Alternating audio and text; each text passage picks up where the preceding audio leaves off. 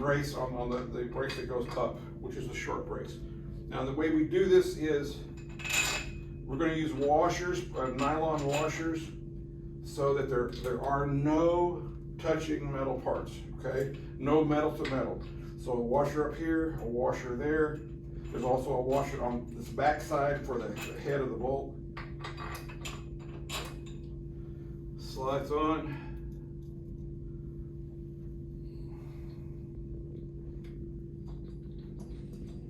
You don't necessarily need to have a washer on the outside because it's a nylon wing nut, and there's no scratching or anything like that.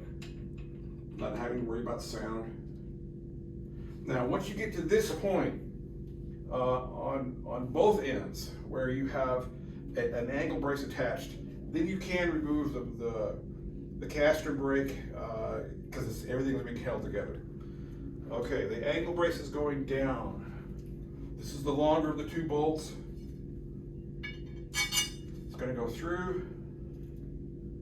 I'm going to add a washer. Go through. I'm going to add a washer. Wing nut. Now this particular instrument, we actually had put washers out here on this. It's not really necessary. There's washers here that isolate the angle braces from the frame.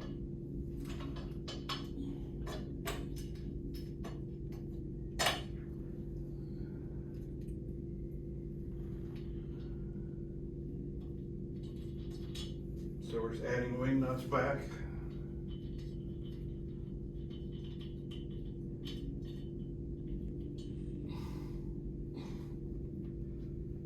So once you get both ends where you have the angle braces on, then you can go back and tighten everything. So obviously this end, the high end, is done the same way. It's generally easier for one person to deal with the brace, because if you try to put it on the receptacle with two people and it's a slight angle, it's almost impossible, because you can't feel how the other one's going, how it's going to twist, and it fits tight enough that it's got to go straight. So a lot of times you can just one person dealing with it much easier. Now you see I've got some wing nuts left, some washers left over, but if you buy an instrument now, those won't be on there.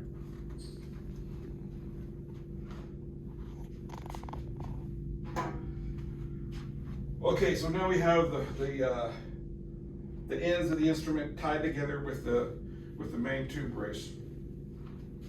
The next step is the rails.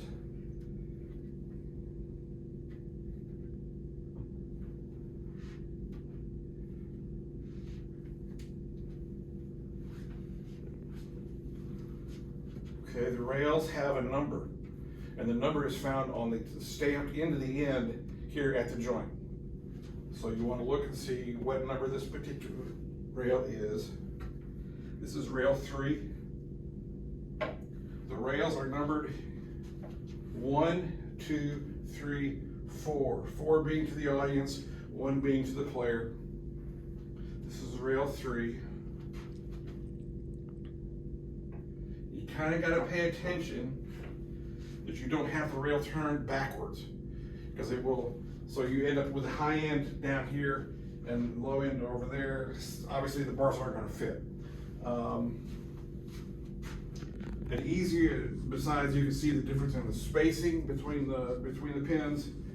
The corner pin will be pointing out. If you have the rail turned around, the corner pin is going to be going in the wrong direction.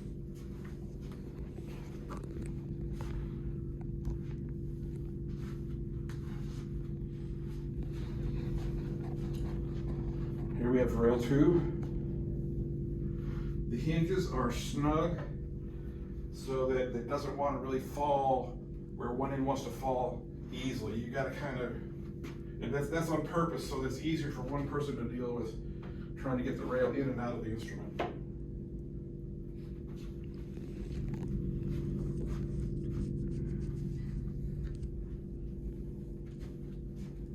Okay, this is rail 4.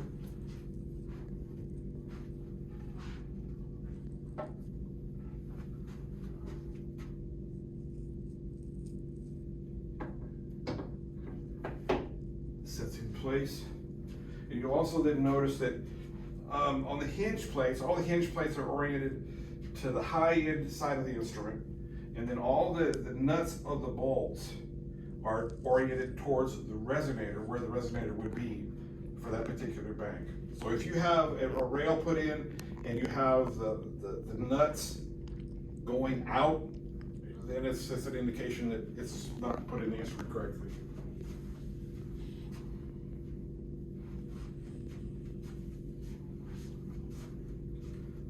Okay, last one, rail 1.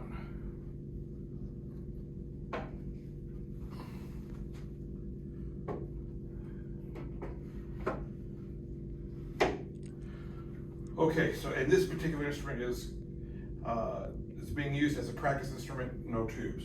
We're getting ready to change rooms where there is a tubed instrument set up, kind of taken halfway apart. I'm going to show how to put the tubes on the instrument. And also so that you know where I am. I'm on the campus of Ouachita Baptist University here in Arkadelphia. And they have multiple instruments, and they're kind enough to let me come and do this. Okay, we're gonna move.